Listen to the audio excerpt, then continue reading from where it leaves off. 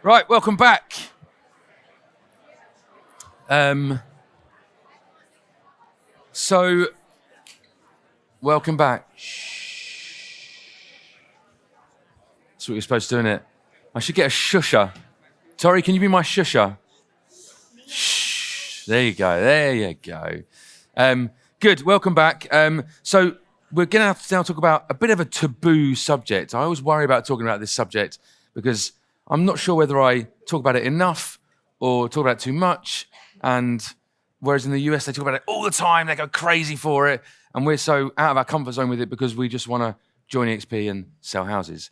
In the US, they want to join EXP, sell houses, and do revenue share. And so we're going to talk about revenue share. It was one of the things that you guys wanted as a discussion topic. So we're going to talk about that in a bit of detail. And of course, I'm going to be joined by none other than Mr. Rev Share himself, Mr. Ben Moore.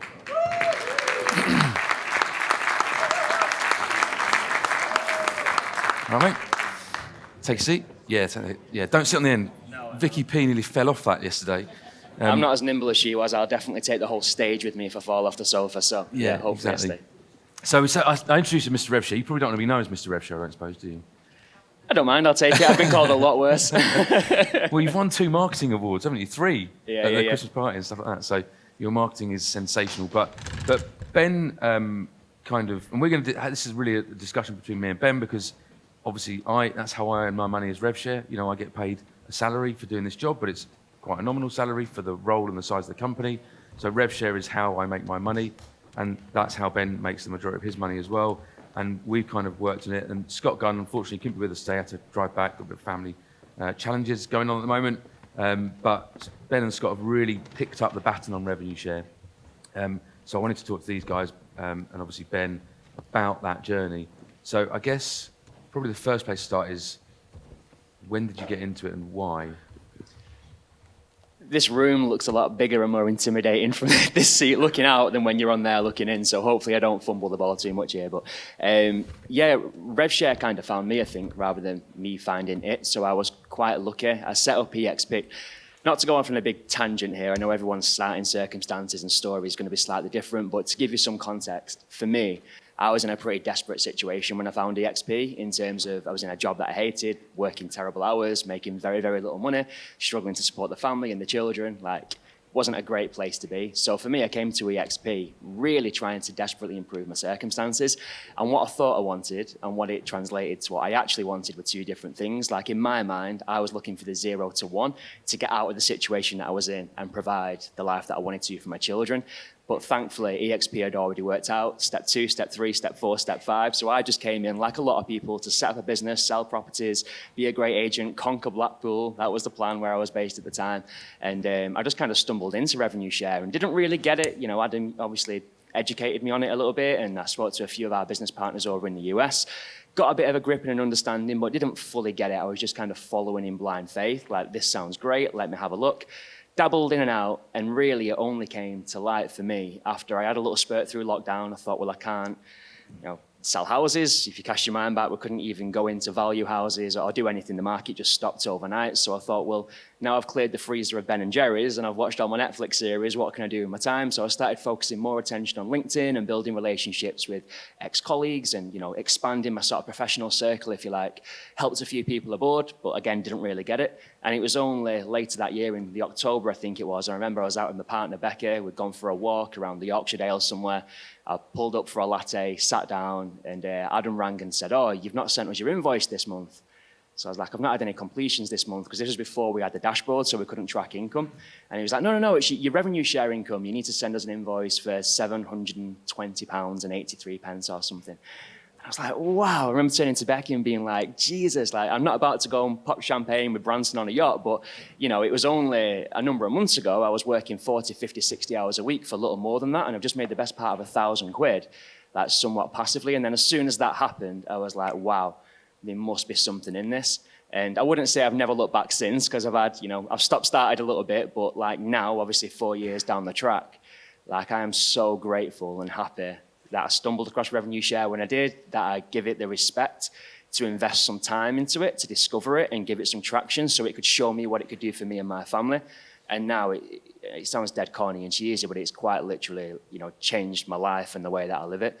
It's not about how much money you earn, how you earn that money is important too, and that's one thing that I've learned a lot over the last few years. 100%, and we'll come on to that. Sorry, mate, is this vodka or water? It looks like an absolute bottle, but I'm dying for a drink. Go for it. Sorry, mate. So I know there'll be a lot of people. Who understands Rev Share in the room? Or who doesn't understand Rev Share in the room? Doesn't understand. Who doesn't understand Rev Share? Okay, there's less people who don't understand it, which is interesting. I thought there'd be more people. But Ben, just explain Rev Share just in a few sentences, which I know is impossible, but of how it works. Yeah, so as the name suggests, it's a share of revenue. So it's just the name of the arm of the business that rewards the partners that help us grow. So any business in the world, whatever it is that you do, if you're trying to revolutionize the taxi space and your Uber, you need great, reliable cab drivers to transport customers around.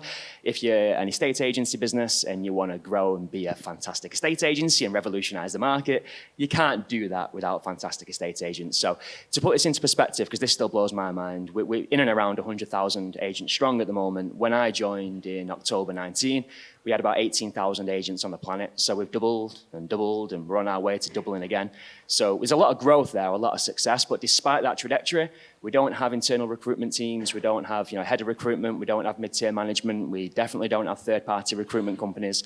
So that money that we now save on not sending 3, 4, 5, 6 grand a placement externally, we retain within the business and then give that to the agents that help the business grow. So it's not rocket science. If you're a good, experienced, time-served agent, you're passionate about what you do. Hopefully, if you're in EXP, you've enjoyed the journey, you're making more money. You've got all those great things that we talk about a lot internally. All you're doing is helping someone just like you, probably with the same pain points that you once had, do something that you've now done. It's not rocket science. And the company just so happens to compensate you for having those, what are often quite organic, and let's be honest, nice conversations to have. So that's revenue share in a nutshell. Totally different way to earn money from selling houses. It's much more passive, if you like, but that's effectively what it is. And what do you say? So I know people often join and they want to sell houses and they want to prove concept. And we heard from Chris yesterday, he wanted to walk the walk before he talked the talk, or whichever around it was. What do you say? You were very lucky. Let's be honest, me, you, Scott, were very lucky. We were in lockdown. We couldn't sell houses. So I phoned up and said, look, you can't sell houses. You might as well have a look at this, as I did with a few other people who then didn't carry on watching Netflix, whereas Ben actually took action. But we're not in lockdown anymore. The guys are selling houses. What do you say to people when they say, well, I'm selling houses, how do I do the pair, what do I do, how can I manage my time to do both and be successful at both? It's one of the main things that I get from the people that I work with a bit more closer, my group, my organization, if you like. People see it as a this or that, and you can't possibly be successful doing both. But I think you can, and more than that, I think there's synergies between the two. I think that from my goals have changed. The revenue share for me now, it's about, I want to create other multiple 6-figure, 7-figure earners in my revenue share group rather than me just trying to recruit the whole country. That's not what it's about. But at one stage, obviously, I had to build out that front line, if you like, and kind of help people in a little bit more directly. And I think when I was most successful at doing that was when I had like 100 grand pipeline, £105,000 my pipeline was. So, not the best estate agent in the world, not the biggest pipeline EXP has ever seen, but a reasonable sized estate agency. And how I broke revenue share into my life was I've got a dog, I've got a husky, he needs exercise or else he's a pain in the ass. So every day we'd go out for an hour walk down the beach. And for me, that 60-minute segment of Walking Hunter was no longer listening to podcasts or music or just daydreaming and dilly-dallying around. I used that 60 minutes to get on the front foot, to follow up, send WhatsApp, send messages, send voice notes, expand my network, be productive. That 60-minute segment, 5 days a week, got my attention for revenue share. So I was kind of hacking dead time, if you like, rather than building it into other parts of my day. That's just how it worked for me and my lifestyle. I listened to a lot of our guys over in the US who are earning mind-blowing amounts of money through revenue share. And even those guys today, that are doing £500,000 a month in passive income, they've got a setup where it's like, okay, Monday to Thursday, I run my team, do it successfully, I'm out valuing houses, doing whatever they do day to day. But Friday, 9 till 2 or whatever that looks like in your schedule, that's my day to focus on revenue share, to do deep work, to be productive, to follow up, to get on the phone, to message people, to see who I can help. And if you can just be consistent in segmenting that into your week, however that looks, a little bit of time each day or a day a week, or you get up a couple of hours earlier on Thursday, however you want to do it, just making time for it and showing it the respect that it deserves, meaning that you're more likely, I think, to turn it into a business. If you treat it like an afterthought, something you do when you can be asked, or when the mood takes you, or when it pops into your head, you know, and you're very sporadic and stop-start and random with it, you're going to get very stop-start and random results. If you can just be disciplined to invest a bit of time and energy, then I think your future self would definitely thank you for that. I think the biggest thing is, in the US, I've heard a couple of people say it's very easy to fall victim of the urgent. So if you come out of here today and think, do you know what, wow, that revenue share sounds really good, I'm going to focus some time on that, and you give it a go tomorrow and the day after and the day after, then the day after that, you're a bit busy, you're distracted, you're not in a great mood, you can't really be asked. No one's going to pick up the phone and shout at you for not doing it. Like it appears to be consequence-free. Whereas if you don't call the viewer back or you don't update your vendor, there's a very direct fire that you need to put out. So it's very easy to be to put it to the bottom of your priority list. But whilst it appears like it's without consequence, the consequence comes in 6 or 12 months when you're not earning the money that you otherwise would have been. So I just think it's a very boring vanilla answer, but you just need to hack little pockets of time in your week, the same way that you do to make time for your children, for your partner, to go to the gym, to work out, to get in nature, hopefully live your life and not just sell houses. The same way that you prioritize these things, you need to integrate it as part of your process, and I think it'll take you a long way if you can do that. Interesting, actually, when we were in Lisbon, I can't remember the exact stat, but some of the top 5 Rev Share earners in the US are also in the top 20 size businesses in terms of estate agencies. So, as Ben says, they give it the respect it deserves, they give it the time it deserves, and so it is possible. Everyone has 24 hours in the day. It just depends how you use those 24 hours. And you know, if you're knocking off at 5 and you want to go and see the kids, I get that, but maybe knock off at 6, do an extra hour, put some time in to talk to agents. I think it's important also to come at it from an angle of, you know, we talk about money a lot with Rev Share, don't we? I think we need to come at an angle of helping people and helping others, and you touched on that already. How's that evolved for you? Because money was important. You know, I flashed the money up in your eyes, didn't I? Going, look at this, look what Rich Thomasini's earning. Yeah. But it's become more than that for you and for me and for lots of other people as well, I think. Oh man, it's like, so trying to think of a way to articulate this without sounding like a muppet.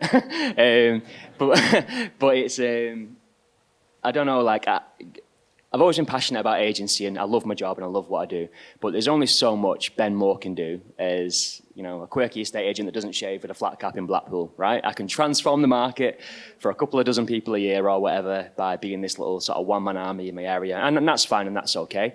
But if I want to have broader impacts, if I want to empower more people, help more people, have a significant impact on the industry that I love, the industry that's been good to me over the years, I can't do that as one person. So revenue share is just like an incredible vehicle for duplication, for having like an extended impact.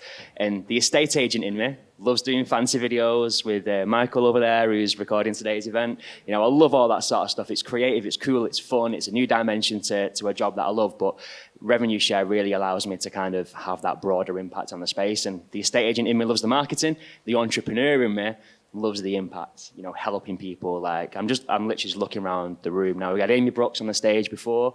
She's gone from, you know, very underpaid and underappreciated, working a backside off at Purple Brick. She said before, she's got a 200 grand pipeline. She's bought a house with not 1 but 2 offices. She's got acres of land with stables on there. She's got her own horses that she rides. We've got Sam, like smack bang in the middle there. She's brought new life into the world. She was on a Zoom call with me a couple of weeks ago. I'm not even joking. The Royal Mail van came while we was talking, so she took me to the front door with her on the call. Her entrance hallway is like the size of this freaking room. Like, it's unbelievable. She's changed her life and that of her family. Like Alex down there, who I'm room sharing with, like, I hope you don't mind me saying this, mate, but at the minute, he can't afford to put fuel in his car, but he's got a £150,000 pipeline. Like, Jesus, like, how does that happen? Like, EXP for me is just this model this vehicle that's changing so many lives and empowering so many deserving people that have served the time, give the blood, sweat, and the tears. They've got family and children and things they want to achieve, a life they want to experience. And this model is allowing people the breakthrough that they need to achieve that. And we see that not because I'm saying it and I'm trying to say good things because I'm sat with Adam on a stage and people are awkward looking at me, but the data shows you that, like the stats that we had yesterday, like, so for me, it's just, how can you not be excited about that? If you're not excited about that, like, maybe find a different room, but I don't see how you can't be, like, it's... Agree. Just...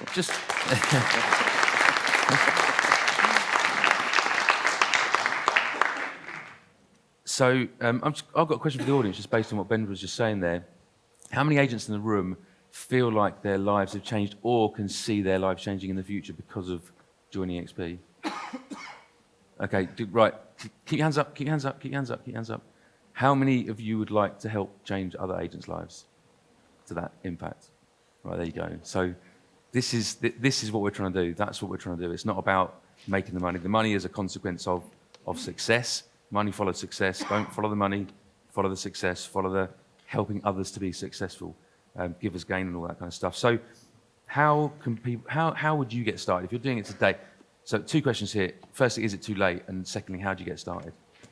I definitely don't think it's too late. Like, I really don't. And it's funny, I'm one of those people, I don't know if it's like slightly ADHD, but when I'll lock into something and I'm like, rabbit holes of research, listen to podcasts and videos, and I obsess over things. So I've definitely obsessed and still do obsess over revenue share. And, we look over to America because they're obviously a good few years in front of us in terms of their trajectory, the growth, and what they're doing with EXP and what they're doing with revenue share. And I listened to podcasts from years ago, like before I even joined the business, before I knew what EXP was. And there are people debating, in America, real estate agents at different brokerages, 1 or 2 within EXP, and they're debating on podcasts in 2017, 2018 as the ship set sail. Like, oh, okay, you're earning a few quid, but that's it. Like, that's it now. That's it. It's gone. The opportunity's passed. And I'm here, like, years into the future. Like, if only you knew, if I could interrupt that conversation and say to you now, like, do you understand how much more growth there is to do? And going back to what I said before about, we had 18,000 agents when EXP UK kicked off, and we've got close to 600 somewhere now in the UK. For me, that's just scratching the surface. Like, not just in the UK, like globally, we're making a march towards 500,000 people. This is obviously a global opportunity, by the way, for those of you that aren't aware. So you are free to build in any territory where EXP are operational. And here in the UK, like, again, we're in the infancy. There's much more road ahead of us than there is behind us. And again, the entrepreneur in me absolutely loves that. So the first question, no, I don't think the opportunity is past. I think we're actually at a perfect tipping point now where you've actually got enough social proof, enough success, enough noise, enough case studies, enough stories of success, the handful that I just pointed out for the people in this room, but hundreds of more besides across the network. You've got that validation that makes your job easier, I guess, in terms of allowing people to see value in EXP. But we're small enough where there's still a hell of an opportunity. And now that we're doing teams and we're able to sort of absorb brokerages, if you like, to use that term, I think there's so much growing ahead. So you should be very excited if this is something that's of interest to you and you want to invest yourself into. What was the second question? How do you get started? What would you do? What would you do? You're sitting in the room, in the audience. You're hearing yourself back, and you go out, right. I'm going all in on Rev Share. So the first thing is, like I said before, like, flick your mindset into acknowledging this as a business. Like, it's not an afterthought. It's not something you do when you can be bothered doing it. It's a business, the same way that running your estate agency is a business. And there are so many parallels between the two. Like, if you put your agent hat on, for those of you that are further down the track and you've had some success and you've seen some growth in your business, there was probably a point where you was knocking on doors, you was out delivering letters in the pouring rain instead of putting your kids to bed, and you was really trying to make noise in your market to get traction. You've done a great job. You've had some success. You've got clients that are now fans and friends. You've got great content, awesome videos and photos, and you've got a bit of a track record behind you. And maybe now it becomes a bit more organically. Sam said 95% of our instructions come organically, like a tap through Instagram. Wasn't always the case. So it's kind of the same with this, I think. I think if I was going to be focusing on revenue share from day one, be helpful, put great content out there. That's not just EXPing all over people, as they say in the States, that, EXP are great because of this, and it changed my life because of that. Whilst that might be true, it can sort of fade into the grey space. Like, I speak a lot about mindset, hints and tips for growing a business. An agent might ask me a question, I think that was really good, and I'll share some of my insights and thoughts with that. I was down there before recording a couple of my guys who were talking about their journey to building out teams, because that's social media content. It's giving people a bit of a peek behind the curtain of what it's like to build a business. It's either educating or it's inspiring. And that stuff is powerful, because when you can attract people to you and people want to work with you or they see some kind of value, I've been following your journey, I remember when you did this or you said that or this resonated and that resonated. It's much, it's very, very easy then to kind of say, okay, well, let's have a conversation about your situation and maybe how this could be a good fit for you or not, as the case may be. But also, make no mistake, I'll be on the front foot as well. Not in a spammy way, not just messaging anyone who pops onto my newsfeed, but I'll keep a mindful eye out. And if I see this guy is doing awesome videos, or she's just won branch manager of the year for a 70% conversion and she got a box of milk tray and a word art certificate as a congratulations, then I'll be very quick to point out, listen, you're probably capable of much more. I'd love to have a conversation with you. So I will get on the front foot, and I know it sounds terrible terminology, but kind of hunt for the conversations, if you like. But then I'm also farming and being consistent with my social media strategy to try and kind of nurture people through and help people understand what it is that we do and how that can hopefully play into them changing their lives the way that we all have ours, And I'm going to open it up to the floor, because I'm conscious there might be some questions for you specifically, I would imagine. But just summary, how many agents have you got in? So you've got your tier 1, tier 2, or tier 1 agents, so you brought those agents in, and then obviously it's multiplied out without you having to really touch it. What does that look like? So I've done, I think we've got 32, what we call like a frontline agents, so people that I've brought in directly. And I'm super proud that a massive percentage of those people are what we call qualifying agents, which means that they're productive, they're selling houses, they're actually out there making good money. But that has cascaded into a group of 150. So I've got 150 agents now in my network, and a lot more growing to do. So for me now, it's just about duplication, helping people understand, learning from my mistakes and how I've built, and sort of empowering other people within my group, if you like, to hopefully go ahead and have that success, if not much more, So that's where we're at the minute. Brilliant, good stuff. Questions? Anybody got any questions for Ben? Must be a question for Ben. We got the microphone. There you go. Is that Mark up there? God, I am crippled from that run earlier. Jesus Christ. Watch out. For anyone who just turned up today, that is a soft microphone. So I'm not just chucking microphones at people. Is that Mark up there, is it? Yeah, go for it. It's not on. You switch the microphone on, please, audio. You have to shout, Mark. Can you switch the microphone on, please?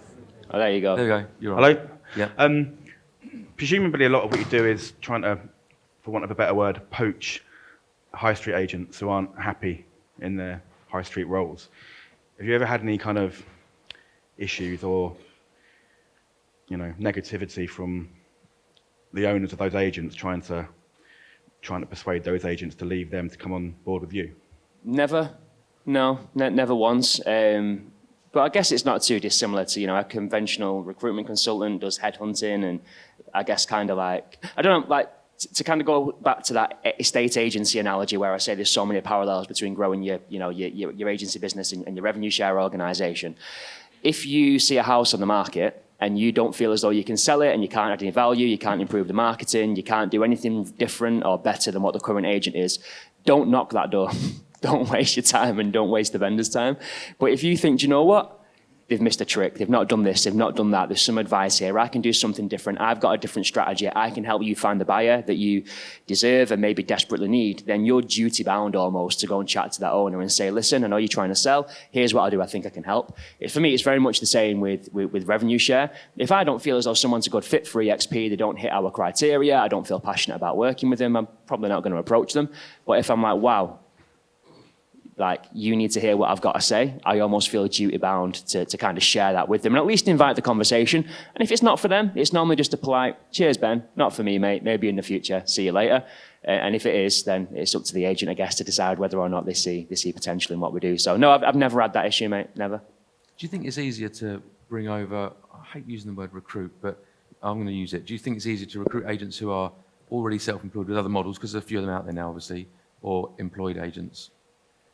Personally, I'd say you'd maybe say the former because they've taken that scary step. But personally, anecdotally, I find probably the latter, to be honest with you. But I think regardless, and this is like talk about the power of the network. Like, sounds like I'm going overkill with a sales pitch now, but some of you might have heard, I hadn't, but there was a guy called Phil M. Jones, who's like an incredible sales coach. He's got a book. If you've not found it, if you take one thing from today, please research the book, exactly what to say. And he's awesome. He charges 70 grand an hour to come and do coaching calls. And one of my business partners in the US somehow managed to either pay him or convince him to come onto a Zoom call.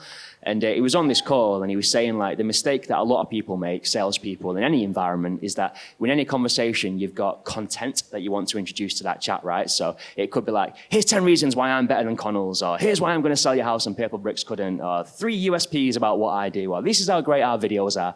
There's content that you want to introduce. With Revenue Share, it's EXP's done this, it's done that, there's a cap, there's a split, there's an icon. You can build a team, you want to get all this information out, but it's useless without first getting their context. So for me, it's all about, are you asking the right questions? Are you downloading the right data? Are you actually listening to what people are saying, or are you just letting them fill time until you can get your next question in, or until you can make that next statement?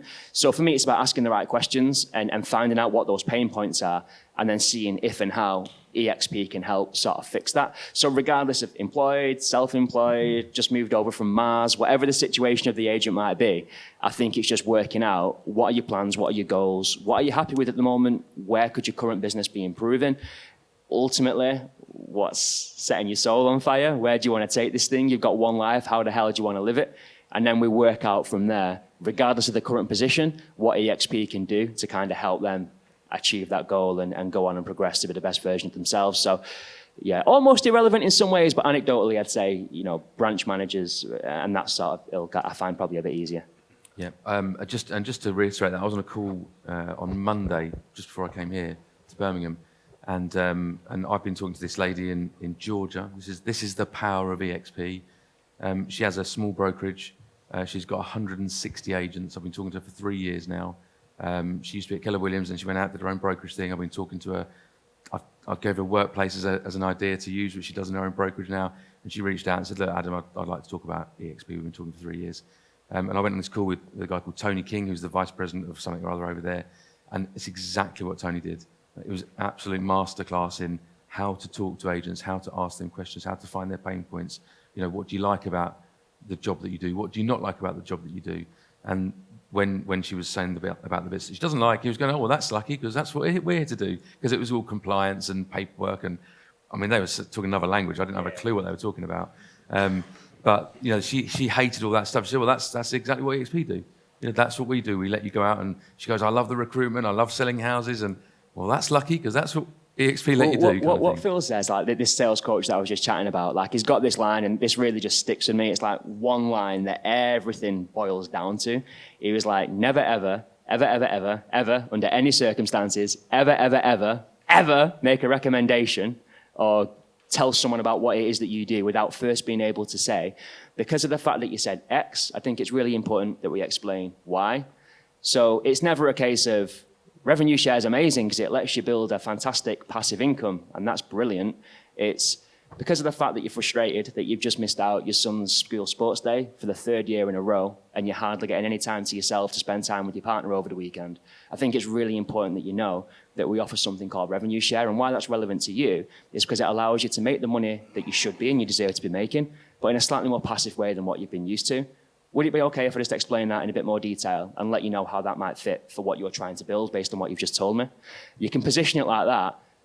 Fuck you, they're begging you. Yes, tell me, how does that work? It's a very different conversation, Good.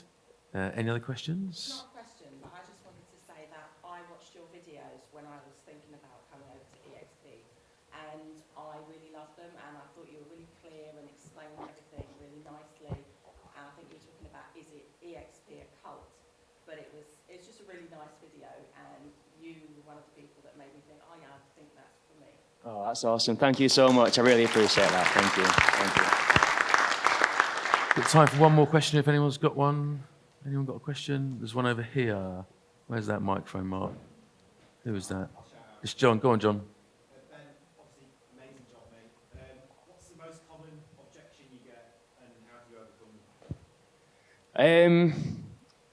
them? Going back to what I said before about sort of asking the right questions. and this is only like a recent transition. So I'll be honest, I went through a phase, like you do, I'm sure if we're being honest, everyone in the business, you go through the motions sometimes, don't you, of same pitch, even in the living room. And I caught myself doing that after listening to Phil M. Jones, and I started asking better questions in terms of, so tell me, what are the 3 things that you love about your existing business? Like, what do you really enjoy about your job at the moment? Okay, and if there's one thing that you could change, what would that be? Fantastic. If there's anything that might stop you from doing this, what might that be? Like, I can try and preempt him and get the information up front, so we can almost overcome the objection without overcoming the objection. It becomes much more sort of conversational. If there's an issue that might stop someone from going, like, I stand by this, like, I honestly don't try and bring anyone by gunpoint or force them into doing something they're not ready to do. There is such thing as good and bad timing, but it's kind of working out with them in a way where I'm on your side and we're trying to find the best solution for you. I'm not here to try and get you to sign if it's not the right moment for you to do it, but it's working out, okay, are your perceived barriers actual barriers, or is it excuses that you're clinging on to because change is uncomfortable? Or is there genuinely a reason why it might not be right for you to do this right now? And I just try and kind of work with them. In my mind, I'm not selling them. It's more like a consultation to kind of work out, well, this might not be right for you. And if it isn't right for you, by the way, I don't want you to sign up just so you can be a churn rate statistic and leave in 3 months. That doesn't, it's revenue share. If there's no revenue, I'm not going to make any money. I've wasted your time and made us look really bad. So I try and treat it more like a consultation. And if there's a reason why they might not move, be that finance, personal circumstances, they're not in the right headspace, then okay, let's cool this conversation and revisit it down the line. But it's just trying to be clever with your questions to get the right information so we can work out together whether or not we're just clinging on for excuses to stay in our comfort zone, or there's actually a genuine reason why we might want to, postpone this. Yeah. I think like when I've spoken to people, the instant things to start talking about reward. It's interesting to hear what you said, but I might actually just take a totally different approach. Yeah. Good. Right. Yeah. Look, if you want to get into Rev Share, look, Ben, I mean, he's going to get bombarded now, I'm sure, so he might not be able to come back to you super quick. But, take some time to understand it. We've laid the crumbs. You just got to follow the crumbs. We've followed the crumbs that the US have laid for us. So we're not making, this is nothing new. This is not rocket science. It's just follow the process and put some time and effort into it. But I want to say thank you very much, Ben, for helping with the XP over the last 4 or 5 years. It's been a fantastic journey. Thank you. Good, mate. Cheers, mate. Thank you.